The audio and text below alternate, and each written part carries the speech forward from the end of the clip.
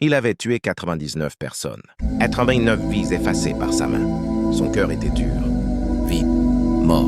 Mais un jour, il sentit un vide encore plus grand que la mort elle-même. Alors, d'une voix brisée, il se demanda « Est-ce qu'Allah pourrait encore me pardonner ?» On lui parla d'un moine. Il alla le voir, le cœur chargé de ses crimes, et lui raconta tout, sans rien cacher. Le moine, effrayé, lui répondit « Non, après tout cela, tu n'as plus d'espoir. » Alors la colère le submergea, et il le tua. Certes, c'était désormais sans victime, mais cette fois, il regretta vraiment. Alors il continua à chercher, et on lui parla d'un homme savant. Il alla le voir, le cœur tremblant. « J'ai tué 100 personnes. Est-ce qu'il me reste encore une chance ?»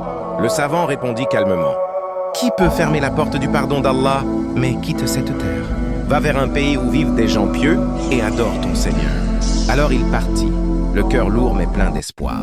Sur le chemin, la mort le frappa, et les anges descendirent, ceux du châtiment et ceux de la miséricorde. Ils se disputèrent son âme. Les uns disaient « Il a tué 100 personnes ». Les autres répondaient « Il s'est repenti, il allait vers Allah ». Alors Allah dit « Mesurez la distance. S'il est plus proche du pays du mal, il sera perdu. Mais s'il est plus proche du pays du bien, il sera sauvé. » Et par sa miséricorde infinie, Allah fit que la terre du bien se rapproche de lui, juste un peu, et il fut pardonné. Il n'avait pas encore atteint la terre promise, mais son cœur, lui, y était déjà. Parce qu'Allah ne regarde pas ton passé, il regarde la direction de ton cœur.